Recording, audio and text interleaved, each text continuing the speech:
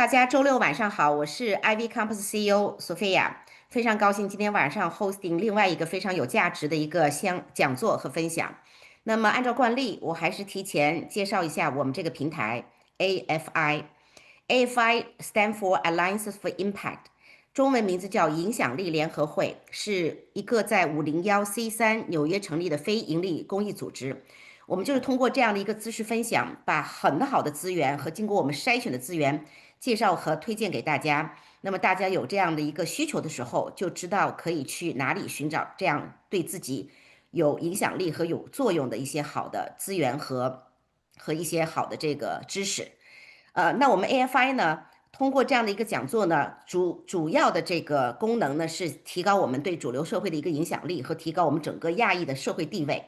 那么大家素质提高了，影响力就会慢慢提高。我们是通过4个板块，如果您还不是我们的一个社区的一份子的话呢，欢迎你扫描左边的二维码，扫描，这样的话小助手会把你带到我们的微信群里头去。那4大板块，其中一大板块是成年人的公益讲座，我们通过对影响力的人物采访，还有一些金融、投资、科技以及其他行业的一些知识分享，还有包括社会热点的访谈等等，来给大家提供信息。第二大板块是我们的青少年华二代，叫亚法组织。那这个组织呢，也帮助了很多非常优秀的青少年，在这样的一个平台上面去搭建和锻炼他们的领导力，从而在申请大学的时候能够获得非常有实际案例的和整个成熟程度的一个增加。第三大板块呢是我们的亲子学院 TCPC，我们对一些有自闭症、ADHD 的多动症和强迫症一些特殊需求的家庭给予很多的帮助和 workshop。那第4大板块是大家很熟悉的一些生活类的一些健身呐、种花种菜的一些分享。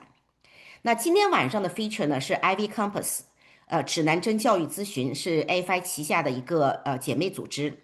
那我们的宗旨呢是致力于将北美口碑最好的前藤校招生官、独立的升学顾问，还有一些跟音乐呀、体育呀，还有作品集相关的等等稀缺的教育资源对接给我们全球的华人家庭。所以我们的覆盖面不仅仅是北美、加拿大、香港、中国大陆、新加坡。甚至于埃及，我们有学生是从埃及这个国家过来的。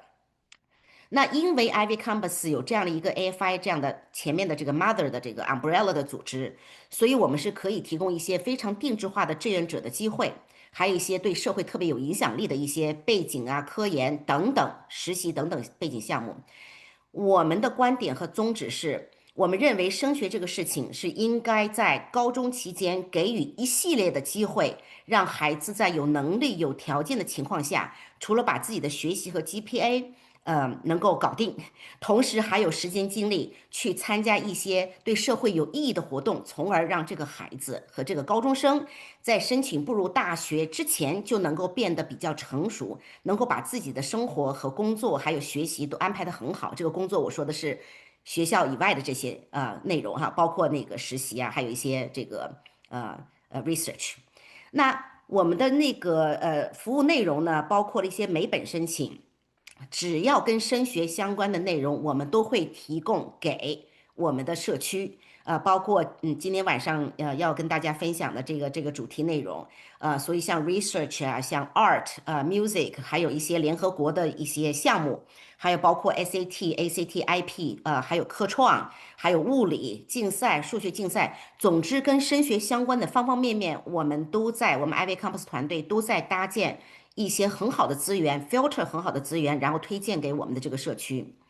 那为什么是我们机构呢？那外面的升学机构非常非常多哈，我们很自豪，依然在这个我们的 market 有一定的这个信任度和有一定的口碑啊，大家对我们的这个口碑还是非常可观和 positive 的。那因为我们 IvyCompass 每年我们的人数和学生人数是控制的啊，我们不无限制的扩张，我们 focus on 质量，focus on quality，make sure every single student sign in with us 都能够获得 enough 的 attention 哈，因为我们垂直式的服务模式，因为每一个这个学生进来呢，首先在签约之前他就知道跟哪位导师是喜欢的，是匹配的。我们第一通过学生的 personality，通过他的这个 know how，通过他的这个 GPA，通过他的一些 personality。匹配到一些合适的导师，这个导师会一直跟随3年、4年。还是2年、1年啊？我们现在也有 last minute 的学生，进来经过我们导师的一些 SA 的辅导啊，或一些 last minute 整理这个档案和一些资料的这个辅导都是有的。那不像有一些机构呢，你进去以后，因为你是一个所谓的大机构，那么你就是一个 number，那你 number 进去了以后，难免有的时候会 multiply change for different kind of coach，然后可能还会一些板块式的，就是有的导师做 strategy，然后有的导师是做背景提升，还有的导师可能做 essay 的 editing，这样碎片化的很容易有的时候这个 information 就是 falling through the crack。那么学生有的时候就不能够很好的让导师非常完整的去 understanding。我相信等会儿 Steven and his team introduce 的服务也是有 multiple 的这个 people give it 不同这个 angle 的这个 support 哈。但是我们这边也是会有不同的人，就像一辆火车上去，那么前面的这个学生和导师，我说是这个 engine，那会有 ACT 的老师上车来做一些 ACT 的辅导，然后有research 的导师上来做一些research 的一些指导。总之，some resource will be in and out of that train, but that train is running towards the final destination。希望到了那个12年级在申请的时候，这个学生已经有足够的竞争力去为这些能够打开的学校，为他们来这个作为匹配和打开，就申请到他们理想的学校啊。然后呢，因为我们有这样的一个 FI 的这个 motherhood 的这个平台，所以我们还会获得一些非常 unique 的一些 opportunity。最重要的是，我们的观点和价值观是，升学它只是一个杠杆，只是一个平台，只是一个 platform。我们希望通过这么一件事情，在不同的高中期间，9年级也好，10年级也好，给学生介绍一些不同的 team 和不同的资源，让这个孩子能够获得本身自身的成长啊。那么，每个机构都会去讲他们的录取结果，那么我们也不落俗套，也要分享一下前面 top 30的这个，我们这个导师们都是有学生的影子哈，在这些学校我就不一一列举了。我们的网站 IvyCompass，如果您还不熟悉我们的指南针网站的话，欢迎您上去。我们有过去很多的这个分享和讲座，包括 research 的，包括 internship 的，包括这个科创的、物理的哈，这些讲座都有。那么您可以去看看有什么您觉得对您有帮助和有价值的。那导师们呢？这边落举几个啊，这几个像 John 啊、Don 啊、普林斯顿的 Jason 是哈佛的，那么还有 multiple 不同 level 的，因为每个家长的 budget，每个家庭的 budget 不一样，所以每个这个 level 的导师，我们价格也会不一样。包括我们刚刚提及的这些像 Shen 是 civil engineer 的，像 Ray 是 economic 的 background，像这个 Dr. Yang 是physics，还有 music 和 Jenny 是耶鲁毕业的 film 和 photographer 的。我们匹配这些老师都是为了供给我们 potential 的家庭在需要的时候，在不同的阶段来这个 seeking for match。那今天晚上呢，非常高兴，我就不对嘉宾做一一这个介绍。那 Steven 呢是一个老朋友了哈long time friend 啊，we really did a lot of things together。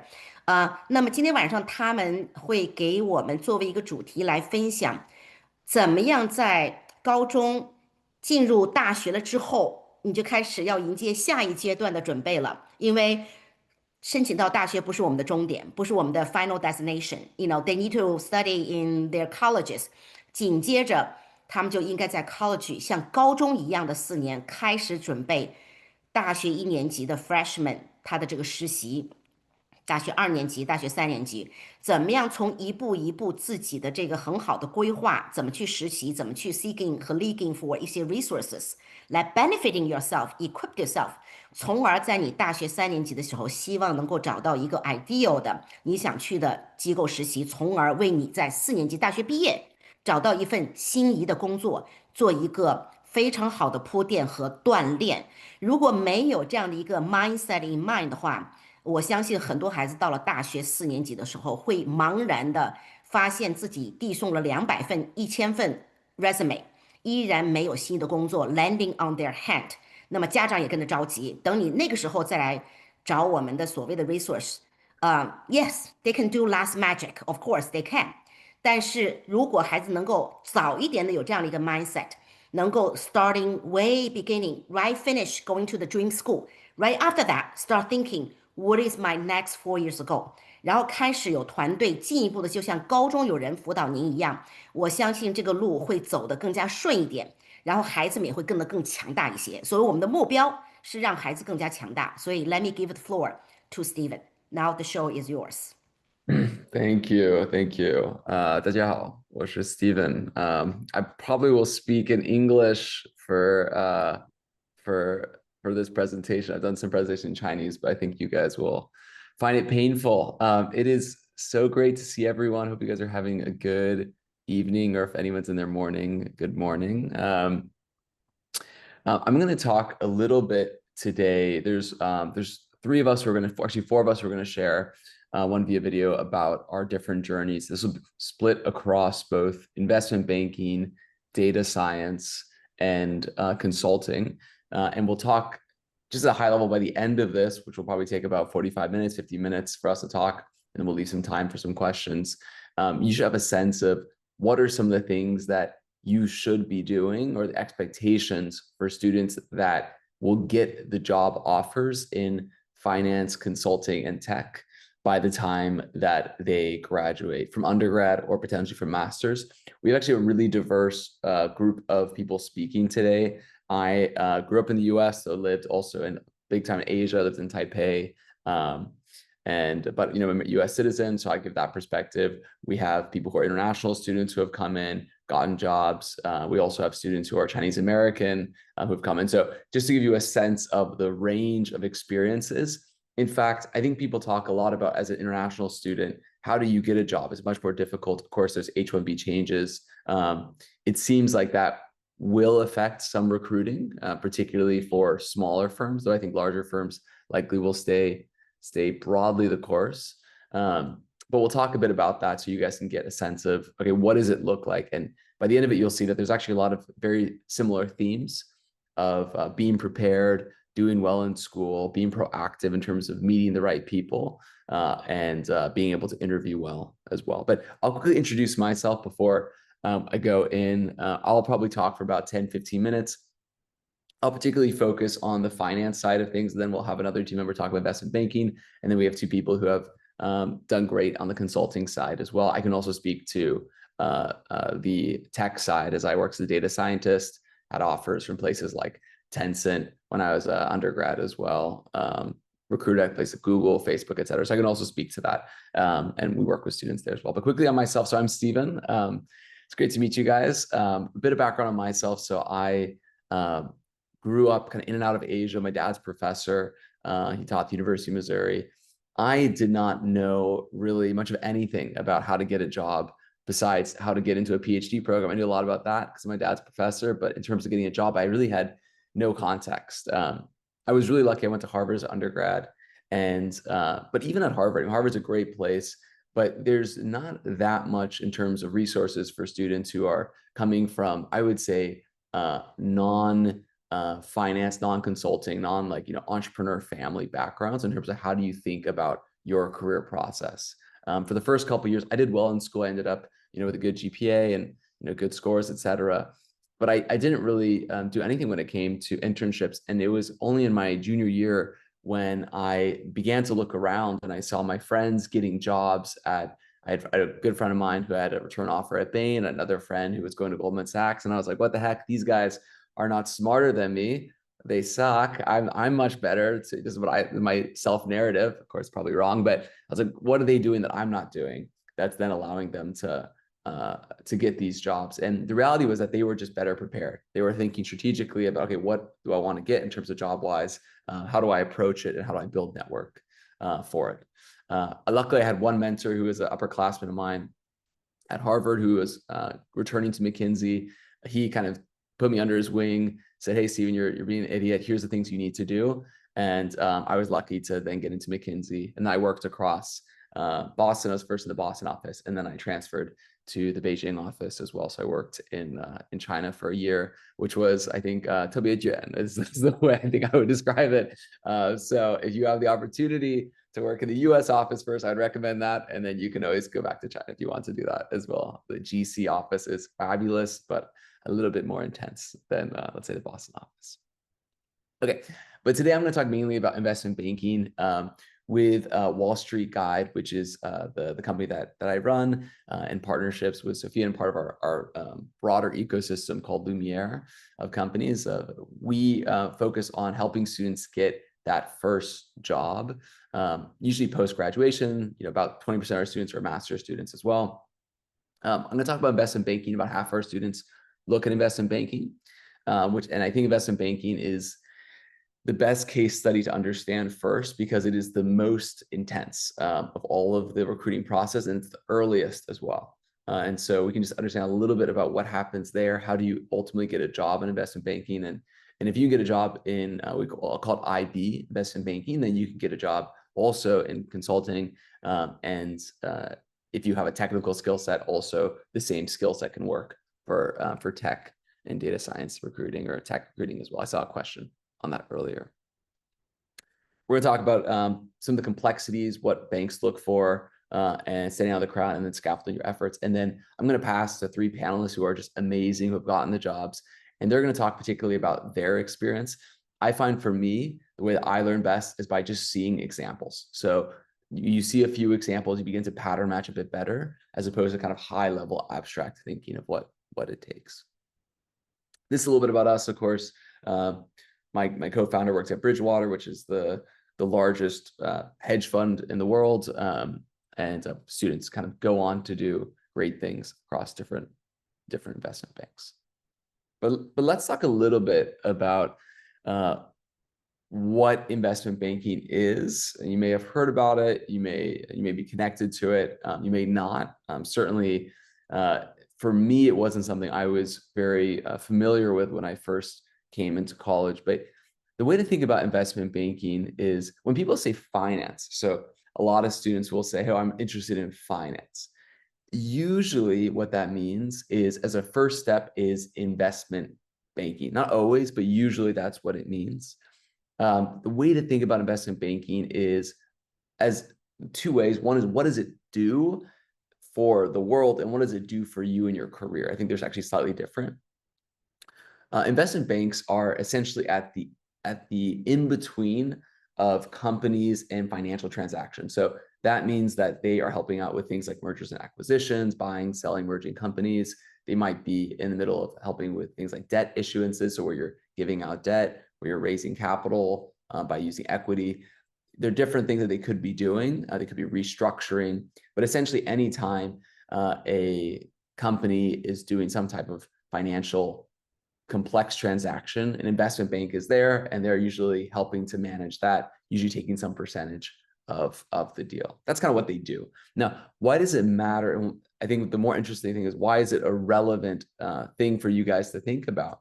Is investment banking is usually the entry point for most people into finance, who then move quickly in finance. Now, there are, of course, other ways to enter into finance, but this is the most common one. The most common path that people take is they enter into investment banking. Let's say a firm like Goldman Sachs, which would be called like the bulge bracket. It just means it's a very large bank. They work there for between 1.5 to 3 years, and then they move on to their next step, which is usually moving into what is called the buy side. And the buy side, what that means there is that you are the one buying things, whether that is equity, bonds, whatever. You might hear of terms like a hedge fund, private equity firm. Those are essentially the buy side, if you will. And the reason why you make that transition is that the buy side is more lucrative. You make more money. There was actually an article in the Wall Street Journal yesterday, which is about hedge fund managers making so much money. They now have agents because their deals can be multi-million-dollar deals, and they can be quite young. I have friends of mine from undergrad who have been paid $20 million in 1 year because of deals that they've made. Of course, not everyone is getting paid $20 million, but that's just an example of what could happen. But the way you get there usually is through the investment bank. So the investment bank is the intermediary. It's the pathway. It's the stepping stone for you to then get into the buy side. Some students, I would say maybe the very strongest students, like the top, let's say 5% of students in finance at the top 10 schools will go directly to these firms go directly into the buy side, but it's not super common. More common is for you to go into investment bank. So that's the path that we recommend for most students, unless you are, truly exceptional in a really competitive environment. Okay. I see a few questions. 有回放吗? I actually don't know what 回放 is, but if you want to send it in the chat, I'm happy to also answer questions as well directly, so that you guys can answer it. Now, another reason also that the investment banks are really valuable and why most firms in finance really value it is because of the skill development. If you've heard of someone working in finance, working from 8 a.m. to midnight, you're probably thinking of some analyst investment banking. So what that means is essentially that this is the place where you're building up the skill set, which you then apply for the rest of your life. And when we think about it, it's that signaling factor that is so important. The signaling factor for you for the rest of for the rest of your career, essentially, particularly if you stay within finance. I see a question about clubs. I can talk about that. Yeah, okay, this is excellent. Yeah, I see two. Okay, great. So I see two club questions on clubs. We can talk about that in a second in our timeline. I think the short answer, and I'll let our panelists share a little bit about that, is we work with dozens of students actually for the Wall Street Guide. I would say we also have dozens of mentors. So our mentors are working at the bulge brackets, Goldman Sachs, JP Morgan, at the elite boutique banks, Evercore, et cetera, for investment banking. It is very common that they're in these clubs. I would say 80 to 90% of them are in some finance related club. And the reason for that is, there's two main reasons for it. So one is that the clubs are the conduits, they're the pathways to the network. So the clubs are often the place of the network. So you would say, you reach out to someone, oh, hey, I know that you're right now at JP Morgan. Actually, I'm part of the same club as you. I'm actually the treasurer. I'm the president. Maybe could we talk? That's a really important connection point. That's even more important for, I would call, semi-targets or non-targets, but also very important for targets. The second is that the clubs also serve as a skill building function. So you enter into the club, most of the clubs are about you understanding, okay, what does it take for me to actually get these jobs, whether it's the finance technical curriculum or the just behavioral stuff. Do I need to know? So it's not necessary. I would say it's less necessary for consulting than it is for banking, and is even less necessary for tech, especially if you're a software engineer, than for consulting. So there's some differences here, but if you're looking at finance, I would highly recommend going for those clubs. It's not necessary, but it's an important step for you to be successful. And I would say it's when we work with our students in their first or second year, we think about club targeting as being a distinct step in the process of you being competitive. It also helps you signal that you're interested in finance. Okay, excellent. I see a few more questions. Okay, excellent. Yeah. So let's just talk a little bit about salary progression. This is a little bit about why someone might be thinking about finance as a career. I think it's useful for you guys to understand, because I'll talk a bit about then the process and how it can be so selective. So essentially for investment banking and particularly finance in general, the reason why it's so attractive is that it's an extremely high leverage profession. So that means that you are working with really big transaction amounts, which means that the people who work on it can then be paid quite a bit as well. For example, our firm does some M&A ourselves, and you might have a transaction of anywhere from $5 million to $5 billion, and you could have a team of investment bankers of 5 people. So there's a lot of leverage. That means that the people who are working on it can get paid quite a bit. Just to see it, I think most of your total compensation comes from your bonus. If you move into private equity or hedge funds, you begin to get paid more, and your work hours are a little bit less intense as well. So, but you can expect to be paid, high 6 digits relatively quickly, low six digits, of course, at first. And then within 5 years, you're usually looking at above, the $500,000 mark in terms of compensation. So you're paid very well. Also a difference, I would say, between finance and tech. Tech actually has a higher paying at first, but tends to level out as you get more senior, whereas finance has a big long tail. The longer you stay, the more you get paid. So this is a little difference between tech. And consulting matches finance more closely, but if you stay in the consulting firms, you'll usually, there's less of a long tail. So you might be paid, a couple $1 million a year if you end up being a partner or a senior partner at a firm like McKinsey. Okay, I see a few questions more about freshman summer and clubs. So excellent questions. I really like that. Also let our panelists in a second talk about their experience so you can get a sense of, okay. Yeah, Stephen, you can let people listing all the questions there in the chat box, and we can answer question towards the end. Yeah. Okay, perfect. Fabulous. So we'll get to some of these questions towards the end. We will address these questions because you'll see it in these people's experiences.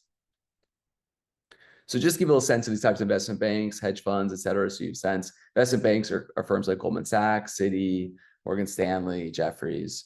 Hedge funds and private equity firms I find are like a little bit like more like abstract. You're kind of like, what the heck is this? Essentially, they're just like people who have a bunch of money pooled together who are then buying things. Hedge funds and private equity firms are a little different in terms of their approach, but they're essentially doing the same thing.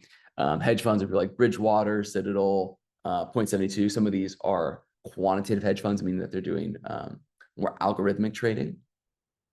Private equity firms are places like Apollo, Blackstone, Carlyle, KKR. This is UTPG. They're usually taking very active positions in the companies they take, usually using what's called an LBO or a leverage, which just means they take debt in order to buy other companies. That means they get bigger returns because they took more risk with it. That's all it means. So these are just some example firms to give you a sense of what you're thinking about when you're looking.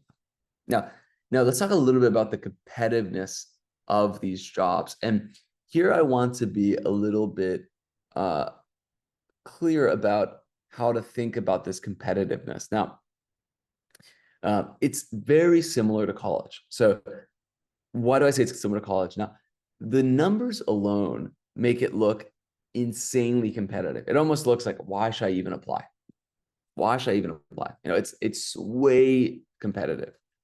But the reality is, and we see this with our students every year, is that there are many students that in a non-probabilistic way or just simply, it's extremely unlikely they actually get many offers.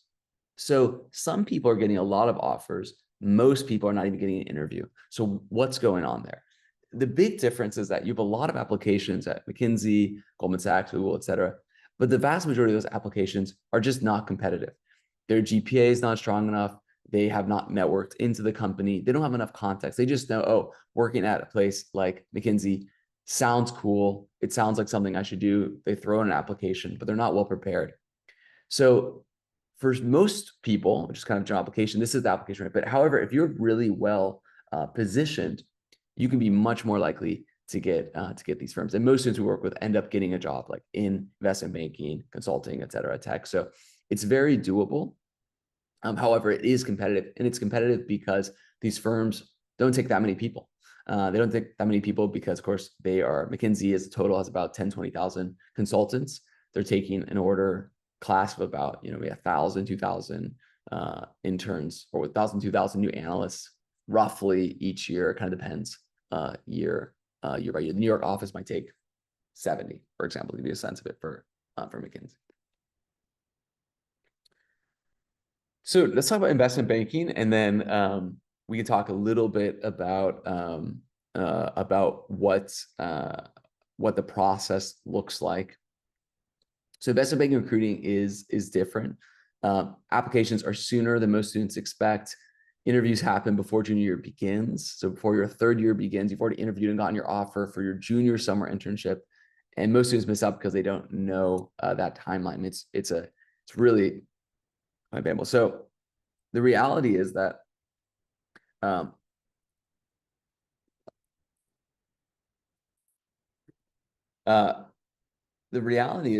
most students just don't know how to get these jobs. And I'll just go back to my experience when I was a junior at Harvard.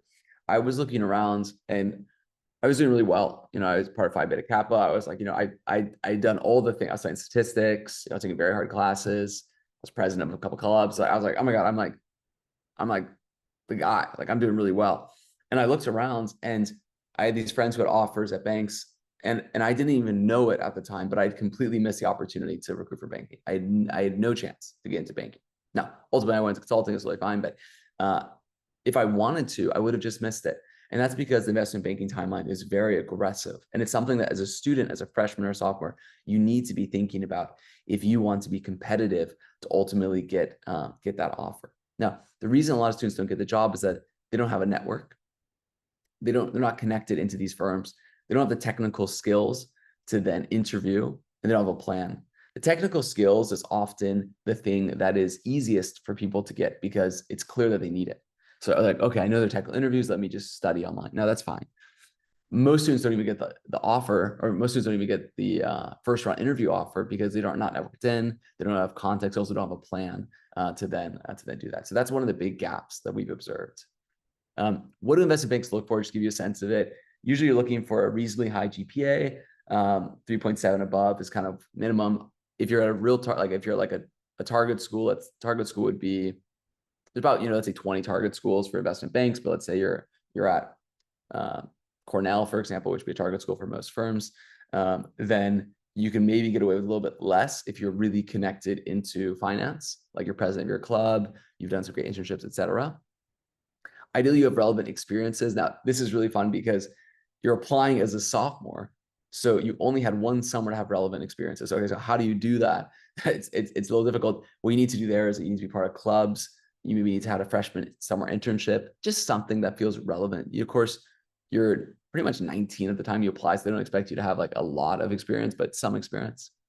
Leadership potential, ideally you are in one of these clubs or you are doing something entrepreneurial, and then you should have strong technical and behaviorals. And ultimately, investment banks are very in-group, out-group like. So what that means is that you should be able to speak in the same language that they would speak in, or simply put, you should be able to speak about investment banks in the way that they speak about it. That means you have to really have high context for like what investment banking is, what finance is, what group you want to be part of. So you just need to spend time doing that. Recruiting also moves fast. So this is something I think a lot of parents don't know, a lot of students don't know. Certainly, I didn't know it when I was first year at Harvard. So your sophomore, fall, and winter, this is when your junior internship apps are open. Now, and Jimmy, we should note this in the slide, I think, for next time, is like, why does the junior internship offer matter so much? This is the offer that dictates whether you get into finance. So 90% of people who get into finance get in through their junior summer internship. So just repeat that. Most people will get into their full-time job through their third year summer internship. So that's really important. That internship you get your sophomore year. So a year and a half before you do the internship, you get the offer.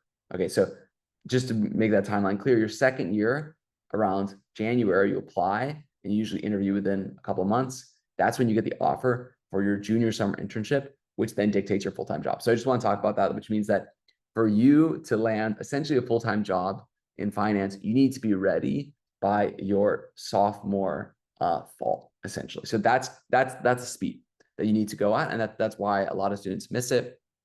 That's 18 months after they start. So I saw some freshmen in the chat. That's great. We can talk a little bit about what strategies you guys should use in order to be competitive in this process. So here is here's a timeline, for example, for let's say a freshman right now that you guys could be thinking about. And if you are a freshman, I'd actually recommend you like taking a screenshot just so you can get a sense of this. So you're starting university, we would recommend you go pretty hard on these clubs. Now, of course, they're competitive. There are many clubs usually. There's a range of competitiveness. You should get into at least one of these clubs. There's specific ways to do that. It's very similar to recruiting. You should come off as competent. You should meet people. You should network in. there's some strategies that we talk about that we work with students on. You apply for freshman summer opportunities. This is, I saw some questions on that. We can address that a little bit later, but essentially freshman summer opportunities come in one of two categories. They are either opportunities that are provided by the school. Like we have one student at Brown who's very talented, who's working at a fintech company in Sweden actually this summer. She's also Chinese, and she got that offer through Brown. So Brown helped provide some of that. There's these structured programs. That's something I did as well my freshman summer. The second way you get a summer offer is through a pretty intense networking, or potentially through an organization like WSG. We help students out with their freshman internship too. But that networking essentially means that you're reaching out to firms. You're saying, hey, here's my background, here's what I'm interested in, et cetera. And then you have to just hustle a lot on that. But there's certain strategies you can do. That freshman summer is probably the one summer which matters a little bit less than others. So you don't need to if you don't get a 10 out of 10 internship your freshman summer, that's usually fine. You just need to show that interest in finance itself. You want to be networking starting the following summer, so your sophomore summer, with full-time banking associates. These are the people who ultimately provide the referrals, which will then allow you to then get the first round interviews. That's essentially the process. Usually people from your school, these are the people who ultimately make the referral that then matters for you. You're going to learn banking technicals usually that summer. Usually your second year summer is when you should start thinking about your technical curriculum. Some students do it earlier, some students do it a little bit later, but this is roughly the right time that we've observed.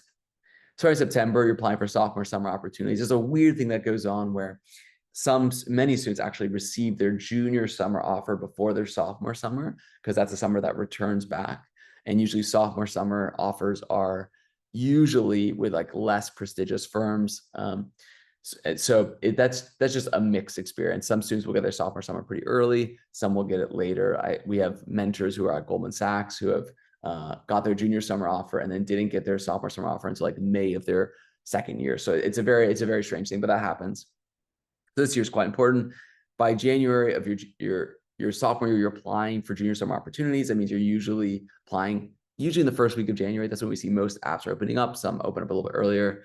And then hopefully by the next 2-3 months, you've secured your offer, and then you have a year and a half to just live a great life at school, and then you begin your job, hopefully. So that's essentially the process. If you aren't able to make that offer, then usually there is another round of hiring that happens your junior fall and another your senior fall for offers, but it's a little bit more rare, and it is frankly more difficult. So there's the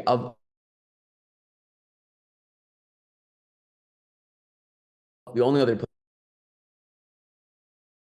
I don't want to talk too much about this, but essentially at Wall Street Guide, we help you work one-on-one with you to help you set and essentially achieve those goals you have across investment banking, consulting, tech. We have mentors who work across all of them. Of course, you're doing tech. We're looking at people who are more like software engineer, places like Google, Facebook, et cetera. If investment banking, then you'd be working with usually a group of mentors who are at bulge bracket firms like Goldman Sachs or elite boutiques like Evercore.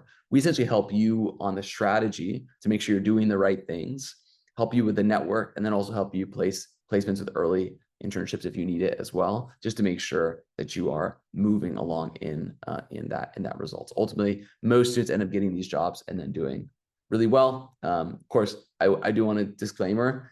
It's a lot of work. Okay, so we're only looking for students. I think Sophia said it up top about like, we're not working with just any students. We need students who are able to put in the time and the effort in order to be successful. If you don't put in the time, it's gonna be hard for you to be successful. So I want to be just honest about that. I think that's really, I think that's just the reality.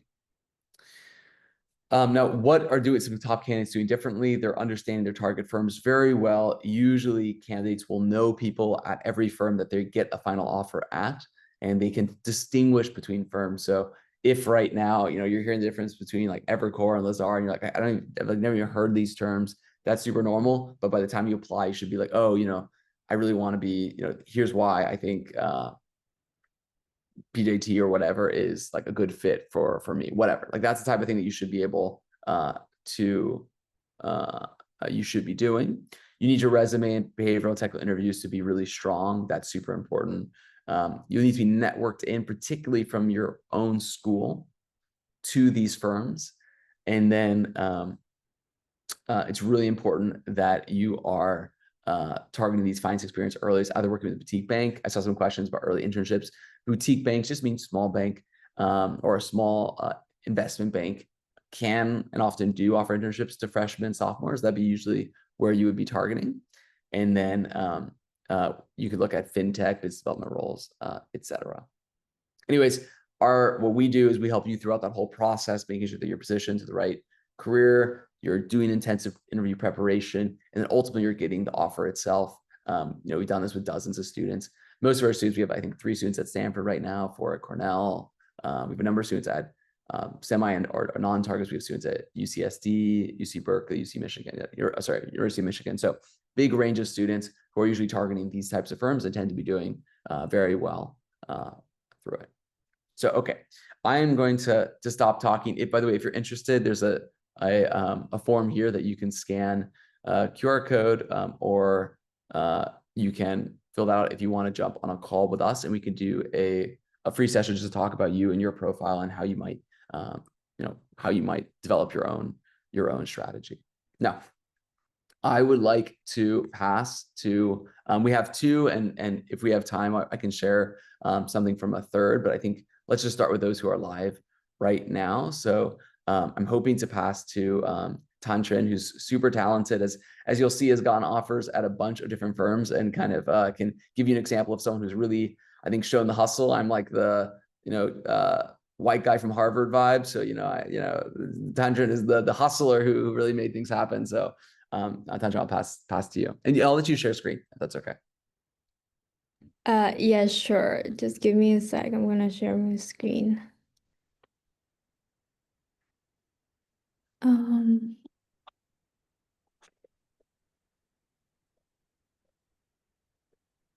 All right. Let me know if you guys can share, can see my screen. Can you guys see my screen? Yes, I can see it. Okay, do you guys, are you seeing it in full screen or just like half screen? We're seeing it in like half screen right now. Oh, Yeah. okay, what about now? Still. You had it for like just a second, I think. Yeah, There we go. Yeah, that's Okay, got you. All right. Thank you, Stephen, for the very nice introduction. And yeah, thank you again, Sophia, for having me.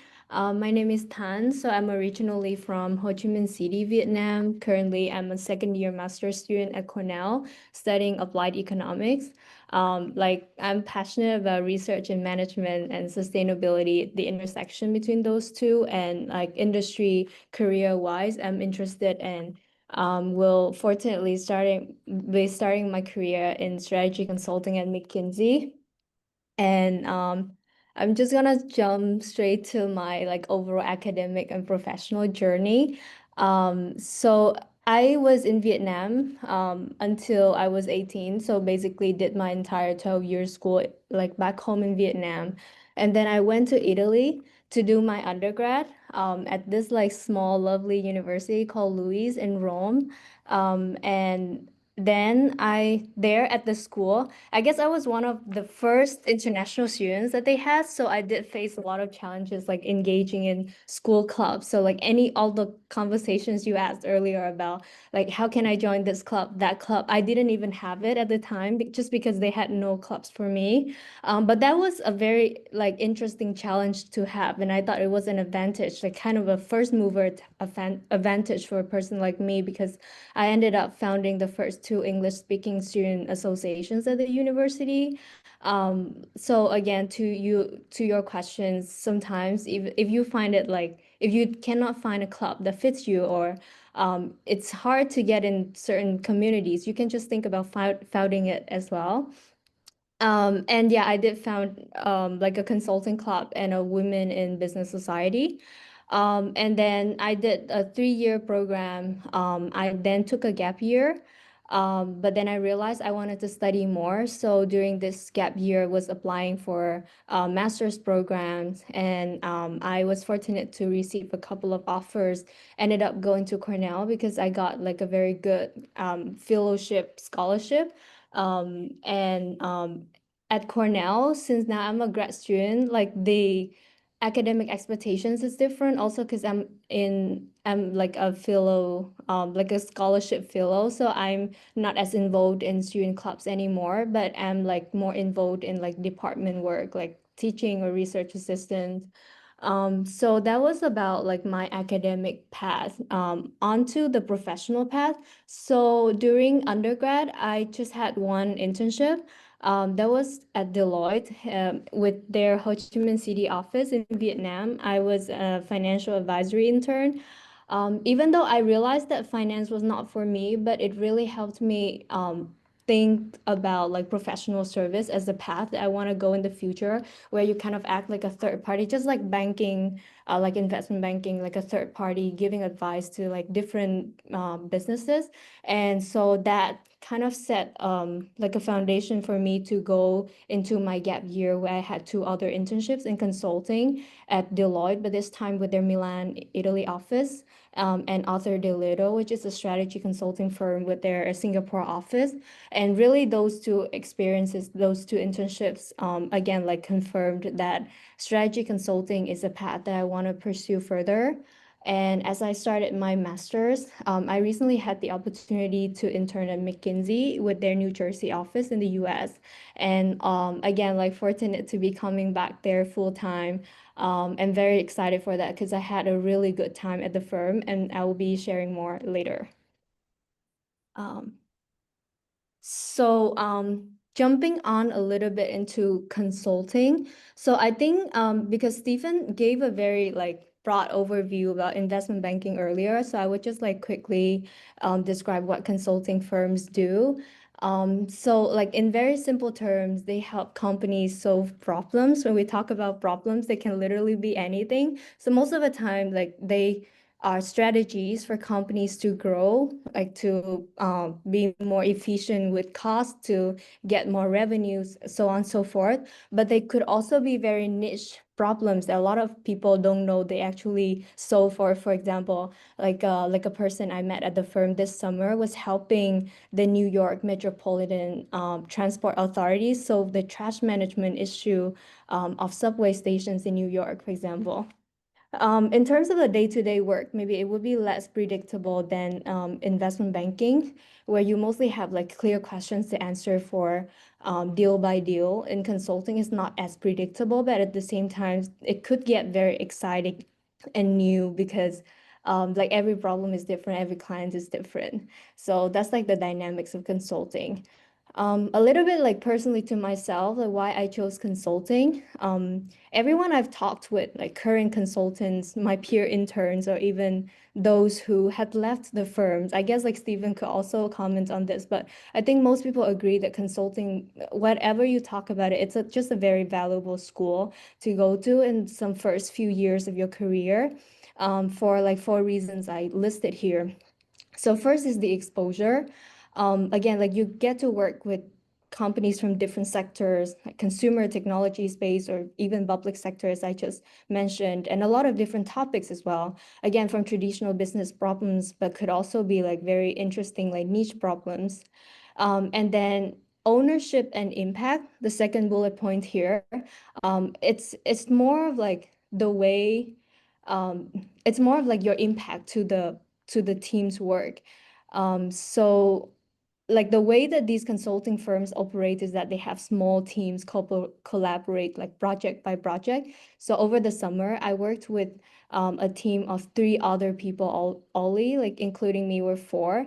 And so I got the chance to report directly to an associate partner who had like around 10 years of experience. And then we all like every like few days, we call it problem solve at McKinsey, which is basically like discussing with some partners, the senior partners who had like 20, 30 years of experience.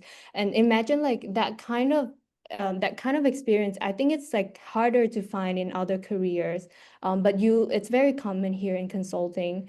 And yeah, and then the third bullet point in terms of great network, the people I met in consulting, not only at McKinsey, but also other firms in the past were like really like ones of the smartest people I met. And consulting is also unique in the way that you work very directly with clients. Like even if you are an intern, like a junior employee, for example, I did like sit in the same room, like having lunch with the CEO, CTO of this very big company in the logistics sector, for example, which I always thought if I worked in some other places, I would never have like such opportunity. And as you work in consulting, like with the great exposure to find out where you're actually interested in, like a specific topic, a specific industry that you want to go to, you can get like this network that you build along the way to eventually build something that you want in the future, or even stay in the firm and like continue on. So that's like a very like great package that like the career path offers. And then finally, obviously, it's like the intellectual challenges of the field. So a lot of the changes that you work on, especially at big firms like McKinsey, Bain, BCG, are very like forefront transformative changes. Sometimes you read the news about something and then like 1 or 2 weeks later, you kind of work directly on that. In my case, for example, this summer I was working with my team to help this like logistics last mile company implement Gen AI into their customer app. And after I left the internship for like 1 or 2 weeks, I went out and shipped the like a product using that company service, and I actually got to use the feature that me and my team were working on like a couple of weeks earlier. And I thought it's super cool, isn't it? Like to actually like see the impact of your work. So that is all about consulting, and like a little bit more on the recruiting experience and timeline. So preparation-wise for myself, I got interested also because I've been in school for a while. I'm a master's student. I got interested in consulting in the second year of my undergrad, so which was at 2022. So by the time I got the interviews at McKinsey, I was already casing for like a good 2 years and a half, like casing as in like preparing for case interviews, which is a big part of their recruiting process. And I thought like it was a like I could answer more questions on this later if we have, but that is a big part of the recruiting process. Another big part was coffee chatting. So I had conversations with probably around like 100 consultants at multiple firms, and like different markets. So I talked a lot with people in Vietnam, obviously, but also Italy and the US. And then about the McKinsey recruiting process specifically, it only took place 1 month, everything in total. So if you compare like the 1 month with everything that I did before that, which was like around 2 years. So that tells that I guess like just my case specifically, but I really attributed my success in this recruiting process for all the preparation I did before that, which was quite long. But I guess like with effective strategies, you could like totally shorten the time. But I guess like I agree with what Stefan said earlier, like IB or consulting are the paths that you kind of really have to put in the work. So back to my McKinsey recruiting process, there was this online assessment test, which is solved very specific in like McKinsey way. They did it in like a game. I studied it with YouTube resources. So this was like really nothing so interesting. So we move on to the other bullet points here. The entire recruiting process for me was 5 interviews of 2 rounds in total. And each interview had like a case, like a business case that I had to solve with the interviewer. And these were difficult but easy in a way that like unlike IB in technical questions, you don't have a correct answers that they would check you against. But then it is difficult in a way that you have to show certain mindset, certain approach that could only be shown if you have practiced it in a while. So with all the people that I did like coffee chats earlier, I said like almost 100 people. When I received interview invitations from McKinsey, I reached out to them. I asked them to do mock cases with me. I also ran a lot of mock cases with my friends at Cornell, the people I knew in Italy, anyone like I found on Reddit. So that was like a process, but just like my personal experience.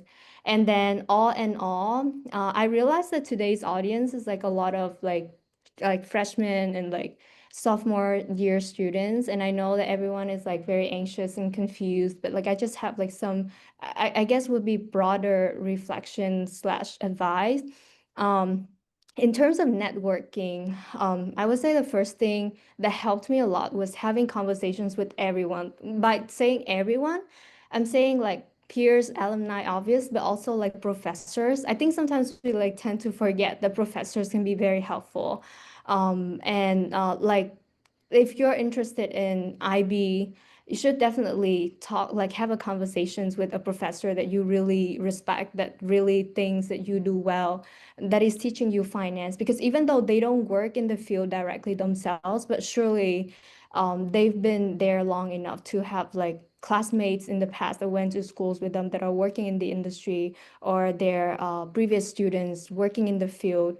And if you do well, if they like you, and if they're a respectable people, like a respectable person, which most of the case they are, like a referral to connect from them would really help you get conversations with the people you want to. So definitely have conversations with professors.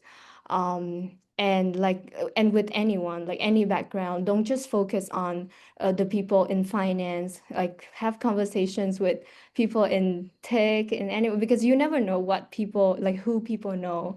And also like having a lot of conversations like this will also help you to build this communication skills, the very like particular skills that can help in this in this like career. And then second, it can be very overwhelming with like classes and clubs and all like campus jobs and friendships, like relationships, but always make sure to show like the most authentic and kind and empathetic version of you, because you will never know when like connections will come.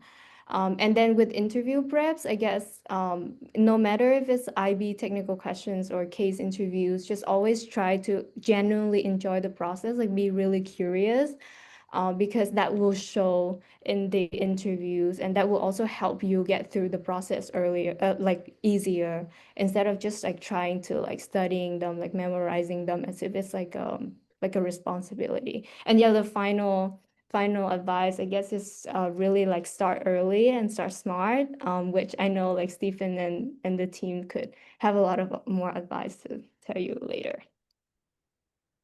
Yeah, and that's it from my end. Awesome. Thank you, Tantra. Tantra, can you go back actually 2 slides? I want to go back to your first slide. I want to comment something, and then Samarth, I'll pass to you. So there's one thing that we Sure. talked about. Yeah, can you go back to your first slide? Or Yes. yeah, actually, your second slide. Sorry, your second slide. Oh yeah, yes. And we're in the half weird thing zone. If you can do that. Okay. Sorry about Thank that. you. So one thing that I saw some questions earlier about, like, hey, I'm a freshman and people don't want to hire freshmen. Like, what the heck? How do I do this? And Tanshan does 2 techniques here, which I think are things that we talk to our students a lot about and are a little bit underdeveloped, I think, in most students, particularly international students. So, and that is not taking what we call the front door strategy, but taking a side door. So I'll just describe 2 ways that Tanshan did this here. So what that means is that instead of doing the thing that everyone else is applying to, you're actually doing the thing that's less competitive. It's a point of weakness in the system. You exploit it, you use it, and then it helps you build up your own credibility. So Tanshan does this twice. One, in that she said like, hey, there's no consulting club, what the heck, or in English maybe. Let me just start it. So that's awesome. Now she's founder of the consulting club. So amazing. That shows some legitimacy. That's a strategy that we see students take. And the second is that if you notice the locations of her internships, and if you actually go back to her LinkedIn or et cetera, you can see that she does a very, it's a distinct strategy, but an effective one, where you go for the point of weakness of large brands first in your own local context. So in her case, in Vietnam, which is easier to get than getting an offer in, let's say, in New York. And then she builds up credibility by doing that multiple times in Vietnam, then in Singapore, then in Italy, I think it'll be Italy, then Singapore, and then ultimately has this CV, which is, hey, I've worked at all these large international companies, and now I'm in the US. Can I get a job at McKinsey in the US? And so that's another strategy where the point of weakness there is that it's easier to get this job at Deloitte in Ho Chi Minh City than it is to get in San Francisco. So you go for that point of weakness, you get the offer, and then you build up from there. So that's just two strategies I know Tanh takes, which I think are pretty distinct to her and show off her hustling. I don't know, Tanh, if you want to add anything to that. No, you caught me. That was actually my strategy. Yeah. So that's a side that we call that a side door strategy. And that is, I think, something that most students don't observe, but something I think is important. Yeah. Tanh, do you want to talk about, there's a question about the H-1B change. So from when I share my screen, I cannot see the questions. Oh, the question is, are you worried about the H-1B change for 2026? How are you feeling about that? All right, so personally, I was worried at first, but two things, right? One, I have one more year in school, and then I have 3 years of OPT. My program is STEM. So I think like the company can, the company, if they're optimistic, they can first think that it's gonna expire next year, if it will, or if not, I still have basically 3 years to work for them before I actually have to switch to H-1B, and a lot of things can happen in those 3 years. So I personally am not worried too much right now. But also, realistically speaking, also these consulting firms, they know that most people also like stay for like around 2-3 years. So I don't think it's an issue with like consulting, just because of like how the turnover goes. But I guess like for tech companies, they may worry a little bit more. Yeah. Yeah. And I would just say, like, I've had, like when I was at McKinsey, some of my best friends were at McKinsey, like in LA or New York, New Jersey office, and then didn't get the H-1B lottery, and then moved to, because of these big firms, let's say the top like 20, like top, say 5 biggest consulting firms, the big bulge brackets, they have offices all over the world. They would likely move you then to whichever office you want to go to. My McKinsey friends, it was kind of, there was just fun, like someone to Beijing, someone to Tokyo, someone to Kenya, someone to London. London's like a really good destination for a lot to go to. And then if they want to come back, they do the L1 visa to come back. So pretty common to see that as well. But most, to Tangent's point, just leave. So that's what the firm does. Okay, awesome. That was amazing. I want to now transition to Samarth, and I'll give one meta piece of context on Samarth, who's worked at BCG, super talented. Is that Samarth is someone who had very clear goals from freshman year. Actually met him as a freshman. He was an intern for me, and he was one of our best interns. I was like, oh my God, you're so talented as a freshman, like complete hustler. And then also did a strategy that Tantra did of accumulating experience at different internships, and then ultimately got offer at BCG. But this is someone who is very clear, I think, probably from freshman fall is my sense. Samarth, you can speak to that, about that, who then was very, very effective and now might switch into finance, but you can talk about that as well. No, thank you for the introduction, Stephen. I'm glad it came across to you as strategic. On my end, it just felt like I had no idea what I was doing in some senses, but I'm glad I managed to portray it off that way, which I think made me perfect for consulting, because a lot of consulting ends up becoming how you sort of present yourself, how you signal, and I think how you come across to the person sitting across from you, as opposed to perhaps how you actually feel inside. So I think what I saw from the previous presentation was there was like clear strategy, there was clear goal on, what consulting can bring. For me, why I was really attracted to consulting was because I had no idea what I actually wanted to do. And a lot of people gave me advice, which was, just find something you're passionate about. And it's at that point in my life, I realized I don't know exactly what I'm passionate about as an 18-year-old or as a 19-year-old. So consulting gives you this immense ability to be exposed to various different industries. And the exposure that it has to various different industries is very deep driven. Like you're able to understand problems which actual companies face, and you can figure out how they go about solving it, right? So even if, I mean, as a consultant, you're tremendously trying to create value for this company. And that's a bit of a jargonic term, but essentially what it means, or what it ends up meaning in like real life, is that you have to figure out a solution, you have to ideate it, you have to be able to ensure that it works in other markets. And then, a less spoken about, you have to try and make sure that all the stakeholders within a company, regulatory, client side, vendors, everyone is sort of aligned on that. And I think that becomes a very, very important aspect of it. And I'll get into a little bit why. So a little bit of background on me. As Stephen said, yes, I interned with Stephen for my freshman summer. And then in the sophomore year, I went into the Bill Clinton Foundation, where I was working on public health consulting. I was traveling across rural India and trying to figure out how India's healthcare infrastructure across a couple of its states can be developed, and how we can try and get more medicinal delivery to the last mile consumers in India. Post this, I worked at BCG. I managed to get a summer internship there, and there I was working with a public sector bank. And at this public sector bank, in some senses, I had to sort of try and understand how we can bring about a digital transformation for them. Oh, thank you, Stephen. Wow, that's what my LinkedIn looks like from this end. Okay, fantastic. But I think a couple of just trying to understand or trying to get into what I found was very relevant with consulting and my recruitment sort of practices.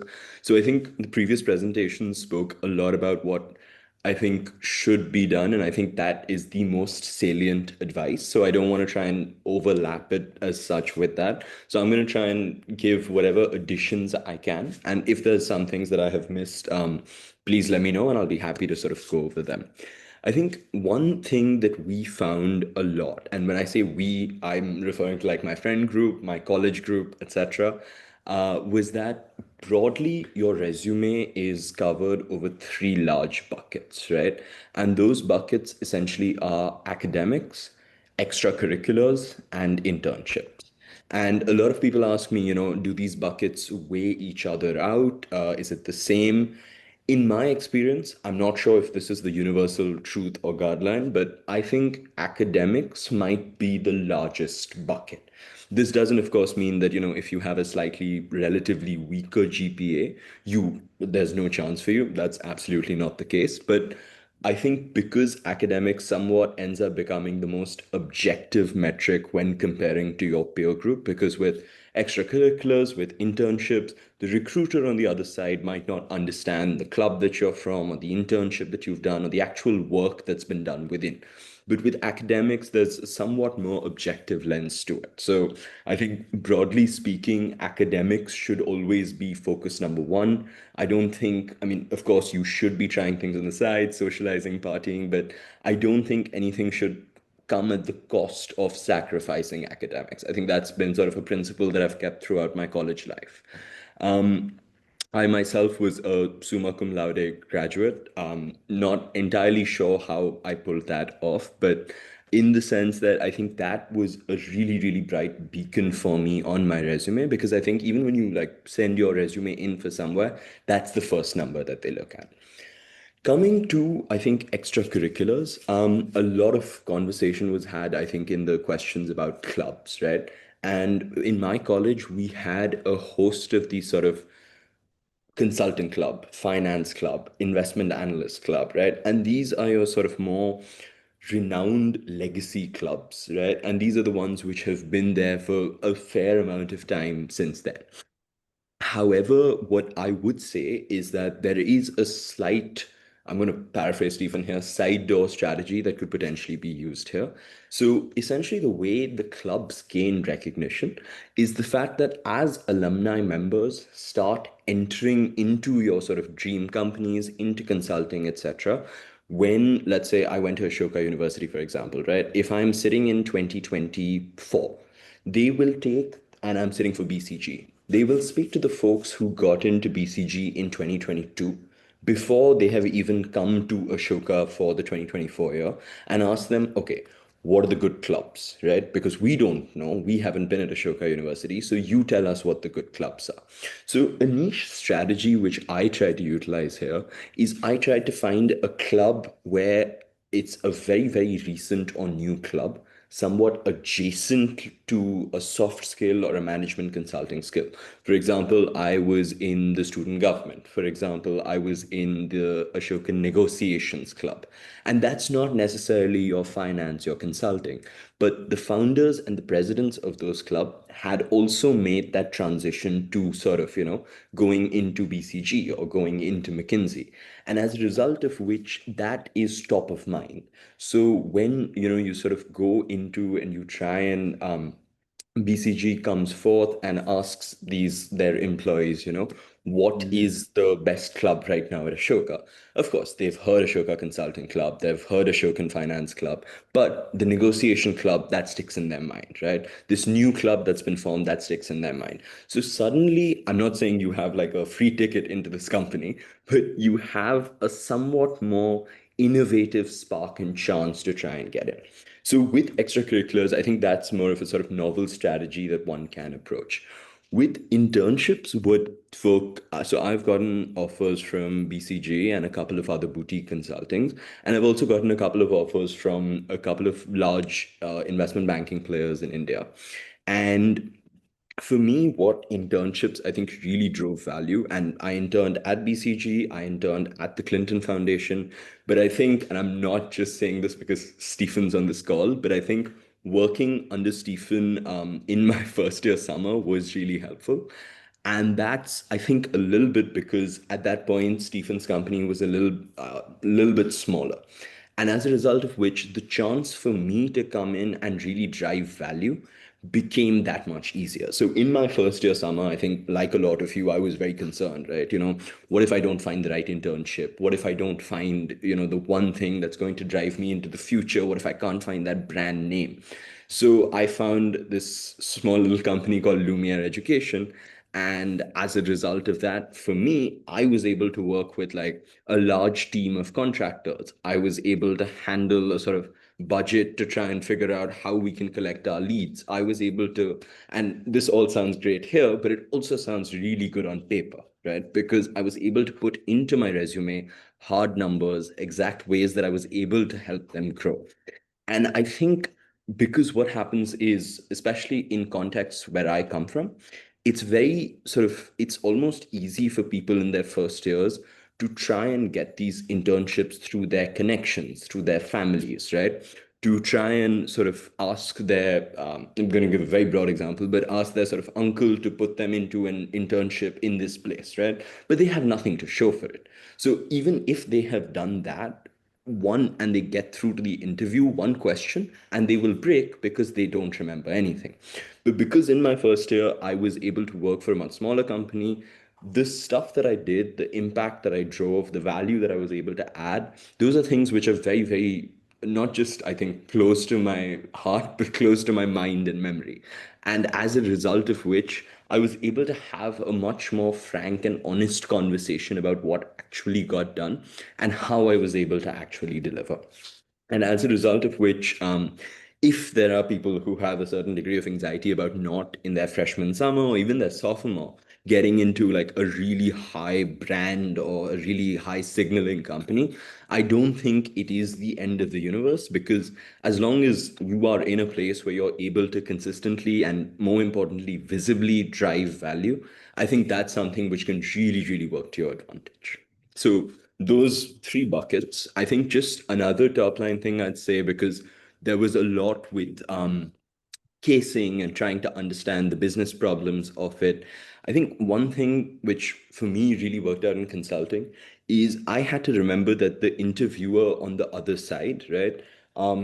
While of course they care about my technical know-how, they care about how I sort of think, how I structure, they also know that I am going to be working with this person for the next maybe 2 or 3 years, right? So when it's 11 p.m. and the boss has gotten a deadline on us and we are all absolutely dying, does this person still have a sense of humor which makes them nice to sort of sit next to?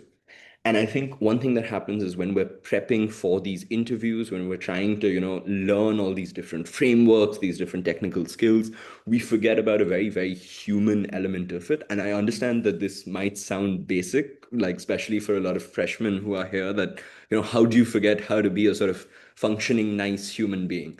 Trust me, it's a lot easier than, ashamedly, it's a lot easier to forget those aspects of it and to forget that the person in front of you is also a human, and you need to not just convince them that you're a good consultant. You need to, in some ways, also convince them that you can grab a beer after work with them.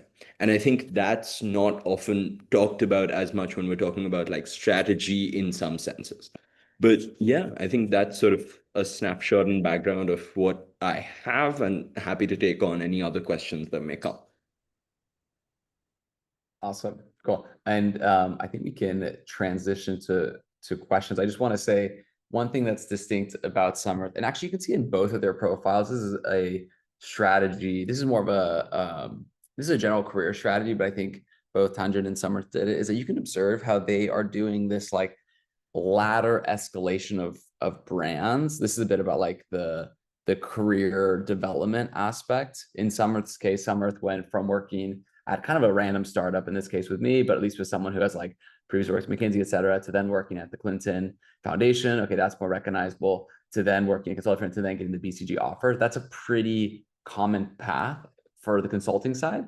And then Tanjin on the other side. I think for you, your first summer, you were at like a oil and gas company or something in Vietnam. Is that right? Oh You yeah, didn't yeah. I was doing Yeah, some that stock. was yeah, exactly. Yeah, that was like a one after my freshman. Yeah, it was with the oil and gas company. I almost forgot about that actually. Yeah, right. I don't know how much that, but you can see. I'm just gonna screen share on Tanjin's Yeah, sure. on your link. But And that definitely helped with the first Deloitte internship. Because I was not in like any target school, like not really in Vietnam, no one knew about my school in Italy. But at least people knew about this like petroleum mix company. That is like a pretty big one in Vietnam. And so I think it really helped.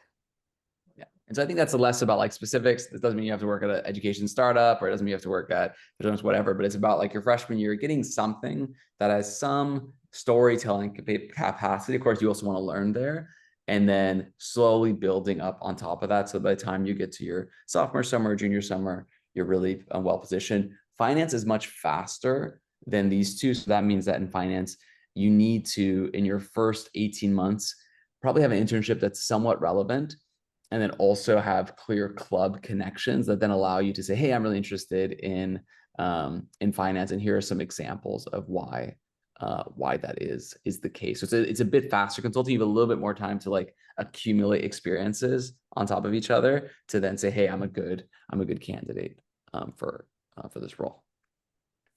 Okay, cool. I think we can transition to some questions from the audience. We have a little bit of time left. And so I don't know if you want to say anything on. Yeah, hold on one second. Let me I want to share my last page. Yeah. Okay. Before answer questions, welcome anybody. If you have a question, you wanted to raise your hand. I can also open mic, let you to have conversation directly with Stephen and also his team. In the meantime, if you wanted to have a one-on-one consultation, would like to asking personal questions, you don't want to be asking in front of everybody, you're welcome to scan the barcode on the right hand side. That way somebody IvyCompass team will be follow up with you, connecting with the right person, answer any questions, or maybe even get into the so-called training phases or coaching phases to make sure your kids have enough time to prepare step by step to the final dream job. If you only wanted to, I'm not ready, I wanted to watching, you can be going to a group. We will have a group designated to the internship and also final first year after graduation of full-time job. We have an IvyCompass WeChat, which is Stephen and Jimmy will be in that group as well. That way you have questions, you can continue in that group asking questions. If, just happened after the presentation, you thought about it, you could not sleep, you are thinking your kids might have a chance to looking for and finding a dream job, you can also ask a question tomorrow. The team will be in that group to answer questions, okay? So this is the 2 barcode. You're welcome to scan either one. The right-hand side is directly follow up this program directly, and the left-hand side, the barcode is going to the WeChat group. You will continue in the group, ask questions, or just, watching out and save for later kind of thing. Okay, anyone? I see there's somebody raise hand, so I'm going to go to the person. Lily, I'm just unmute you, so you can unmute yourself and ask question directly, Lily.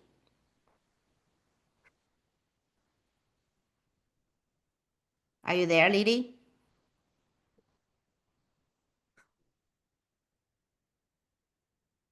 Okay, Nathan, you can also unmute yourself and start speaking. Hello. Yes, Yeah. we can hear you. I just want to ask, how much does doing good in high school events like, placing at ICDC and Warren Investment Challenge matter for networking and internships? I can just take a quick pass at this. So you should think about your high school experiences essentially disappearing by the time you're at the end of your freshman year. So it's almost a complete reset by the time that you're entering your freshman summer. Though those initial experiences, if they're like particularly incredible, can help you out usually with that first internship. And if you won like first place internationally at something, then you can still talk about that. I had like a perfect ACT score, so I kept that on my resume for a few years. I was like, flexing around with that, but it doesn't matter that much, to be honest. So that's an opportunity. It also means that you need to start usually accumulating from early days when you're doing it. Yeah, Samarth, you have something to add? I think sorry. Okay. I think just one way that you could perhaps leverage it, even if not necessarily, but I think Stephen's quite right. Once you've gotten into college, high school sort of starts disappearing a little bit. But I think if you have any team members that you remember, any competitors that you remember, or any judges that you were particularly fond of, I think like it's a good sort of hook to reach out to them on LinkedIn, especially if they're doing something exciting or cool or even remotely interesting now. And it's a nice way to sort of build out your network. It might not have the direct ROI which you're potentially looking for, but I think like if it's still fresh enough that it happened maybe a year back, then perhaps it might be a good sort of foundation to reach out with in the very least. Great, thank you. So Lily, do you still want to speak, Lily Lee? You can unmute yourself, Lily Lee, last name Li Lee. I just unmute you. Or maybe you raised hand by accident. Okay.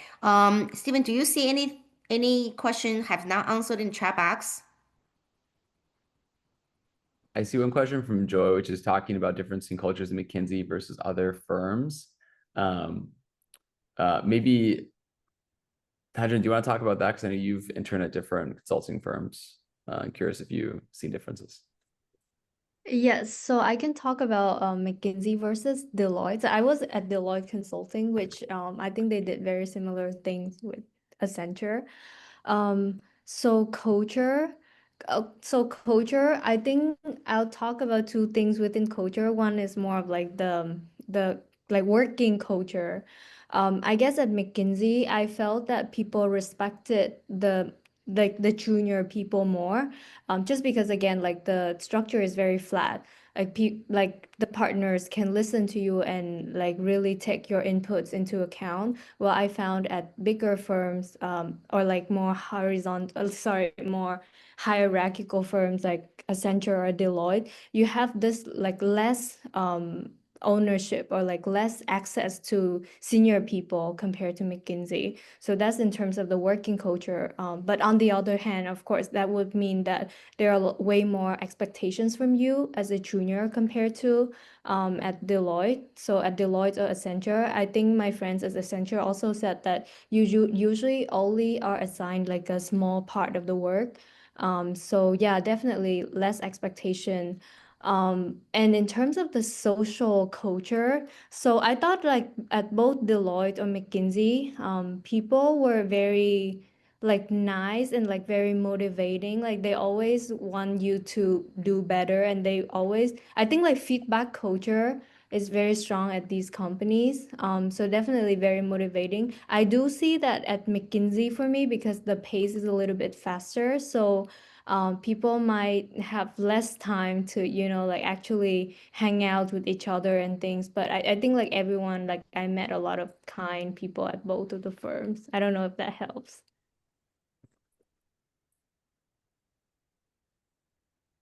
I see a question from Chris about how to transfer different college and sophomore year impact the internship recruiting. This can matter quite a bit, actually. And we have a number of students who transfer in their sophomore year to usually another school. We have two, actually, one who transferred to Penn, another who transferred from NYU to USC. It matters quite a bit because different universities, as Tanjiro was saying earlier, lead to different outcomes in terms of which firms recruit for you. Of course, you can pretty much get into any firm from any college if you're like, you know, crazy hustler and extremely like creative, but it really matters quite a bit. So if you go up to, you kind of like, let's say, go up a level in prestige, for example, usually that opens up a set of firms you wouldn't otherwise have. But it also means that you have to start redoing stuff like your extracurriculars, finance clubs, etc. So it's a double-edged sword. Usually if you get into a better university, or like better just in the sense of rankings in this case, then it's usually a good move if you can pull it off. Of course, a lot of difficulty, but what kind of clubs are for consulting jobs? Some of the attention, either you guys answer. I would say there are consulting clubs usually that you can get involved in. That's usually the most one-to-one answer. But most business clubs, I think, are a decent fit. I don't know if either of you guys want to speak to that. I think in large part, I think what Stephen said is right. But I think if you can get a leadership position at sort of any business club or any club that does a lot of event work, external stakeholder, like they call speakers, they call sessions, etc. I think it's really helpful for you yourself, but it also pays off really well in the sense that on your CV, you can talk about management, you can speak about leadership experience, you can speak about, you know, handling these various groups of people, leading a particular change. And I think that in that regard, that becomes really helpful. So yeah, I think consulting club would be the best, but I think if you don't get into there, like I didn't get into my college's consulting club, it sort of fuels you to another path, which I think you can also carve out and make your own. Yeah, I agree. I think it's not necessarily like it doesn't necessarily have to have the consulting word in the name. Sometimes it could also be like social impact club, or like at the end of the day, I agree with Samarth. It's more about what you did in the club, and this like problem solving leadership elements are there in whatever the clubs that you're in, and you can tell the stories about those experiences in your CV, then you're good. Yeah, it doesn't really have to be strictly like business or consulting. Yeah, and I think I see a question about like, you know, a specific question of like college newspaper. I think it can certainly be helpful, but ideally you want to be at a leadership position in that university or on the business side of the newspaper. It's usually more useful than being like a sports desk reporter. I think is moderately valuable, but not that valuable. But of course, if you enjoy it, that's fine. Like, I mean, not everything has to be about consulting. So consulting's a little bit more forgiving, I would say, than finance, in the sense that like consulting firms want interesting people. So if you're interesting, that's actually going to be valuable. Investment banks, honestly, don't care that much if you be interesting. Like, it's not that important as a criteria, at least from my experience. I mean, Now, what I mean by interesting is I mean like you have to be charismatic. You have to be interesting to talk to. That actually matters a lot in these interviews for both investment banking and consulting. And all of our mentors are really awesome people. But your profile can be very finance oriented and probably should be for finance, even for asset management. For consulting, you can be kind of like walking like a bit more of a random path. And then as long as you're doing well in it, you can be competitive.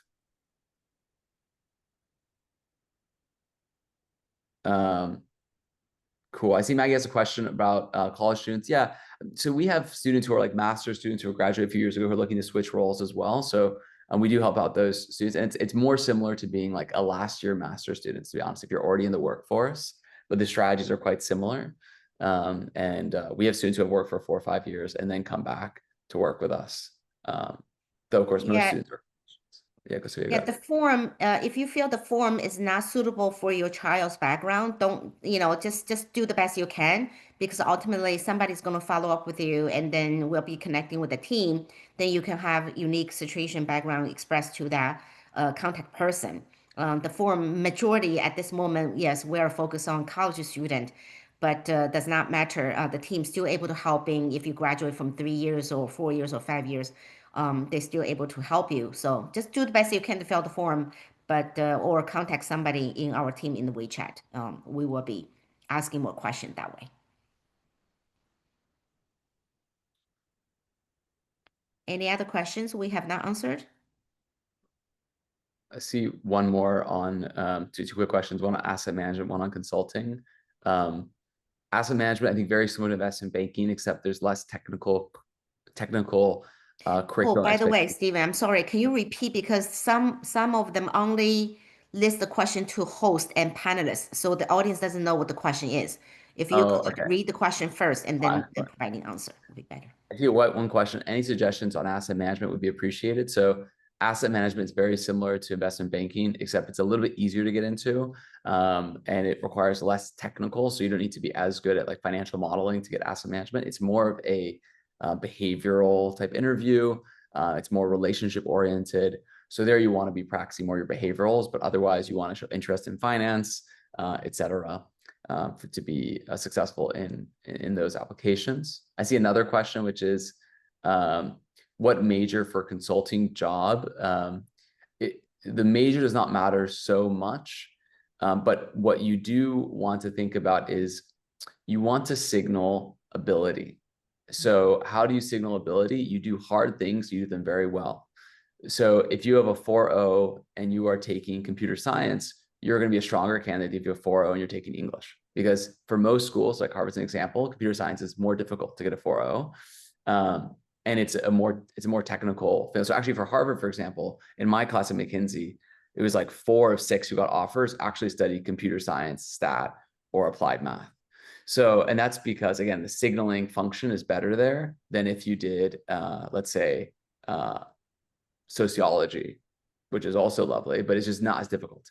So you generally want to do well. It doesn't matter so much what major you take, but you want to do well within it. And if you are comparing like things, the more difficult the major, the better signaling function it is for consulting. Yeah. So Samarth's a good example. And we do coaching for quant finance, quantitative finance. That's right. I see a question about coaching for quantitative finance, and yes, we do coaching for quantitative finance. Yeah. Okay. Excellent. Any more questions?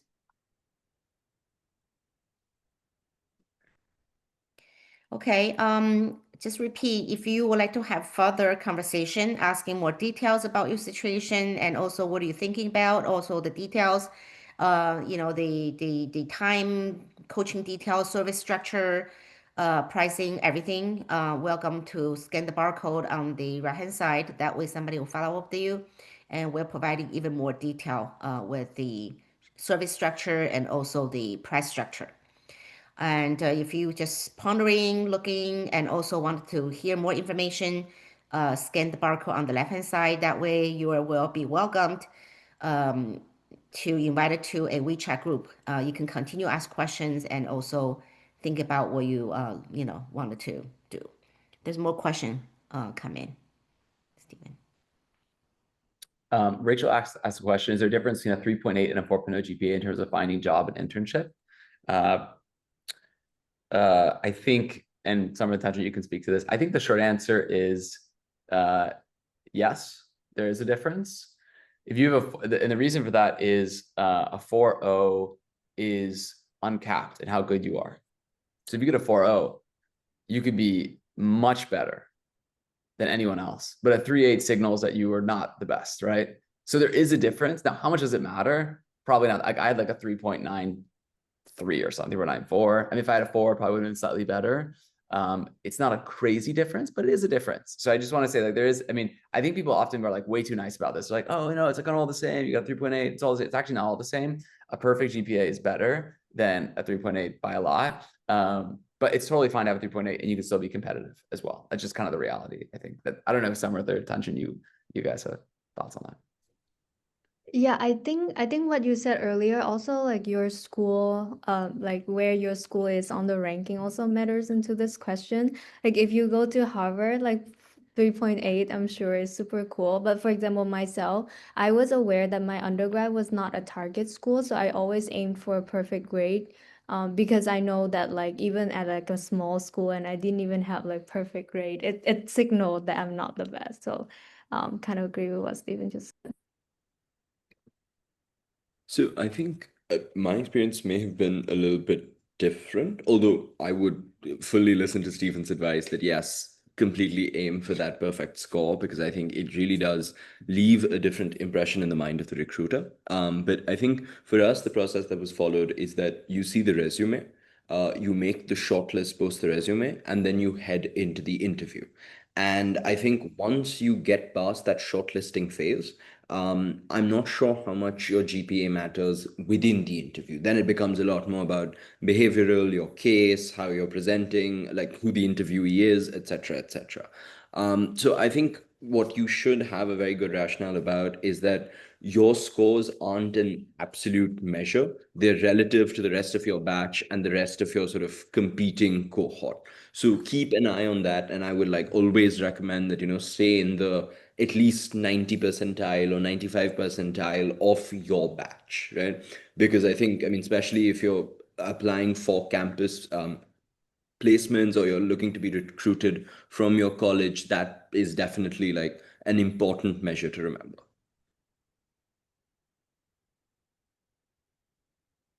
Good. Well, thank you guys so much. It was really great. Big thank you also to Sophia for bringing this. I love working with you, and you're such a superstar. And also to Thanh and Samarth for sharing this. Really, really helpful to get your all's perspective. Yes, yeah, thank you. Yeah, I guess we answered all the questions and great session. We learned so much. This is for a lot of people, a lot of parents were not thinking of. I think it's good for them to at least be aware of.